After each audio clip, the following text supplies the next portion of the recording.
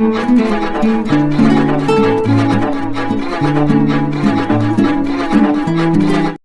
बार नारा लगाया और उसके बाद ये नारा भूल जाएगा पूरा विपक्ष सारा। एक ऐसा नारा है जिससे आने वाले 5 राज्यों के चुनाव बदल सकते हैं। मोदी का आज का भाषण इलेक्शन के लिहाज से टर्निंग पॉइंट बताया जा रहा है। आखिर उस नारे में ऐसा क्या है जिससे चुनाव भी बदल सकता है, इस रिपोर्ट में समझिए। कांग्रेस मोदी की कब्र खोदने के कार्यक्रम के बारे में कांग्रेस अब नहीं कहेगी मोदी तेरी कब्र खोदेगी। मोहब्बत की दुकान खोलने वाले मोदी तेरी कब्र खोदेगी के नारे लगा रहे हैं। कांग्रेस अब कहना भूल जाएगी मोदी तेरी कब्र खोदेगी।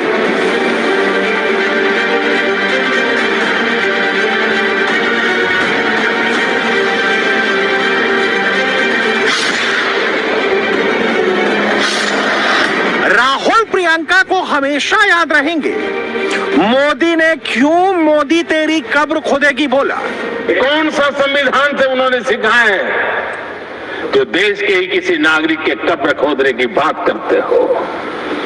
क्या ये संविधान का अपमान नहीं है? क्या ये मानवता का अपमान नहीं है? क्या ये सार्वजनिक जीवन की मर्यादाओं का अपमान नहीं है? और उनको इसका कोई खेद नहीं है। अगर इसके बाद क्या बयान देंगे, बयान देखो, प्रधानमंत्री राज्यसभा में भी रो रहा था। किस प्रकार के संस्कार और वृत्तियों से पले बड़े लोग हैं ये।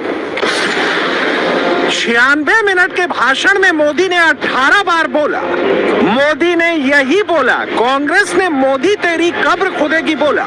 एक बार नहीं, बार बार बोला। अनुभव मेरा बहुत पुराना है। 2002 से जब विपक्ष में थे तब से, और 2004 से जब वो सत्ता में आए तब से, और 2014 से मैं जब यहां आया तब से, पिछले 25 साल से संसद का एक भी सत्र ऐसा नहीं गया, मोदी संसद का सदस्य नहीं था, एक भी सत्र ऐसा नहीं गया जिसमें इस सदन के अंदर मोदी को गाली देने का काम न किया हो इन लोगों ने। 25 साल। और मुझे किसी ने पूछा था, मोदी जी आपके स्वास्थ्य का क्या राज है? मैंने कहा, मैं डेली 2 किलो गाली खाता हूं। मोदी ने आज राज्यसभा में मोदी तेरी कब्र खोदेगी नारे को कांग्रेस के खिलाफ सबसे बड़ा हथियार तो बनाया ही, साथ ही 26 और 27 के चुनाव का माहौल बना दिया। कैसे, सुन लीजिए। मोदी की कब्र क्यों खोदना चाहते हैं? ये सिर्फ नारा नहीं है, ये इनके भीतर पड़ी हुई नफरत का प्रतिबिंब है, इसकी अभिव्यक्ति है। और वो इसलिए है, हमने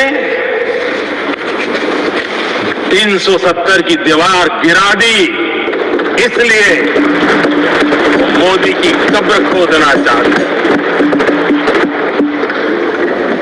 हमने नॉर्थ ईस्ट में बम, बंदूक और आतंक का जो छाया बना रहता था, नॉर्थ ईस्ट में शांति और विकास का राह अपनाई, इसलिए वो मोदी की कब्र खोदने पर सोच रहे हैं। नरेंद्र मोदी ने मोदी तेरी कब्र खुदेगी के नारों के पीछे कांग्रेस की उस सोच को भी बताया जो सियासत के लिए सेना पर भी सवाल उठाने से गुरेज नहीं करते। आज भी जब राहुल गांधी जो किताब लहरा रहे हैं, तो इसके पीछे मोदी तेरी कब्र खुदेगी वाली सोच को ही बता रहे हैं।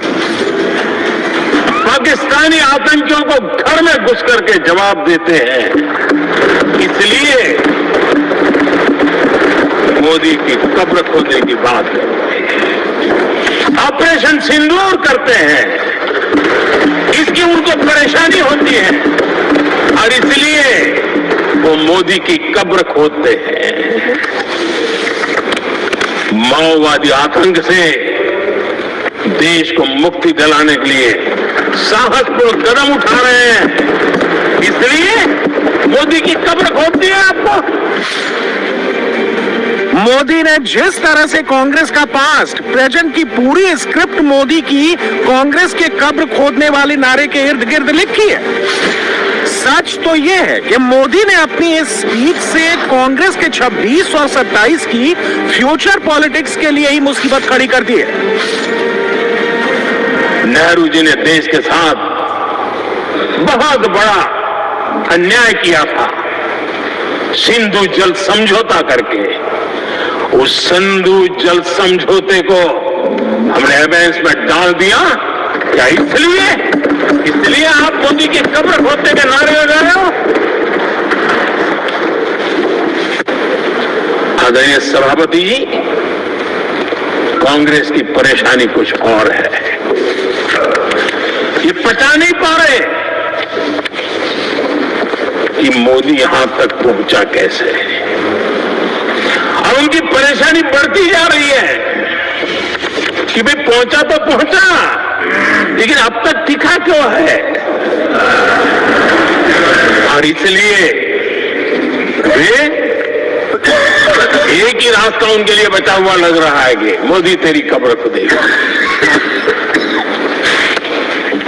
आदरणीय सभा में बताइए, ये तो मान करके बैठे थे, उनका लोकतंत्र संविधान को कोई लेना जाना नहीं।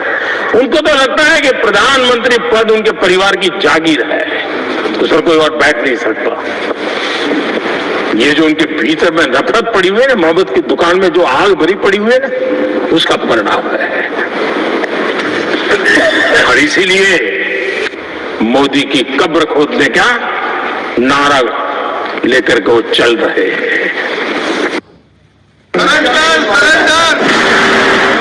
नरेंद्र मोदी ने रवनीत बिट्टू को गद्दार कहने पर भी राहुल गांधी को जमकर क्लास लगाई।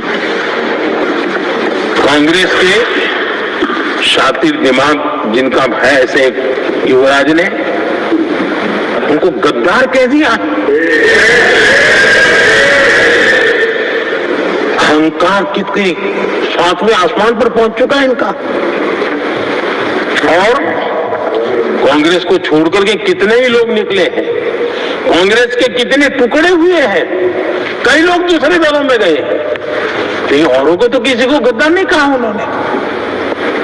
लेकिन कल सांसद को गद्दार इसलिए कहा क्योंकि वो सिख थे, ये सिखों का स्थान था।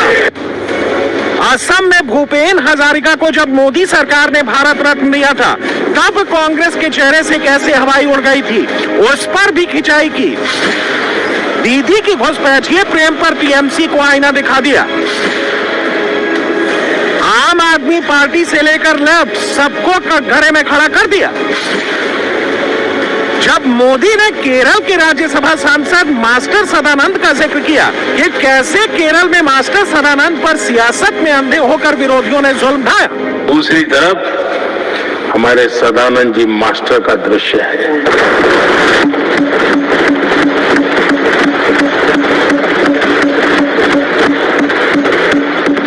राजनीतिक विद्वेष के कारण उनके दोनों पैर काट दिए गए। भरी जवानी में दोनों पैर काट दिए। कटे हुए पैर से जिंदगी गुजार रहे हैं, लेकिन संस्कार इतने ऊंचे हैं कि वाणी में भी अपशब्द नहीं निकलता है, बर्तन में भी कटुता नजर नहीं आता। गर्व होता है। और कल जब देश ने, जब उनका पहला भाषण हो रहा था सदन में, और उन्होंने जब अपने बेंच पर आपसे इजाजत लेकर के अपने कटे हुए पैर के लिए वो ये लीम का उपयोग करते हैं, आर्टिफिशियल लीम का, उन्होंने जब रखा, वो दृश्य देश के लिए पीड़ादायक था।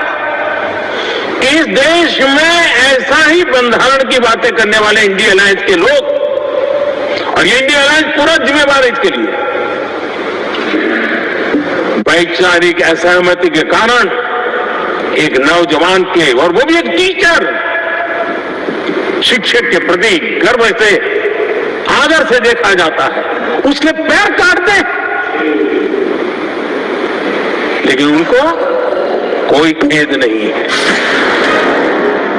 नरेंद्र मोदी ने चुन चुन कर प्रहार किया, विरोधियों की पुरानी नई सारी करतूतें खोलकर रख दी। जिन्होंने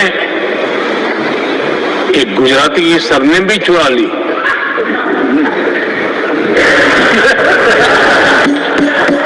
महात्मा गांधी की सरनेम चुरा ली, ये लोग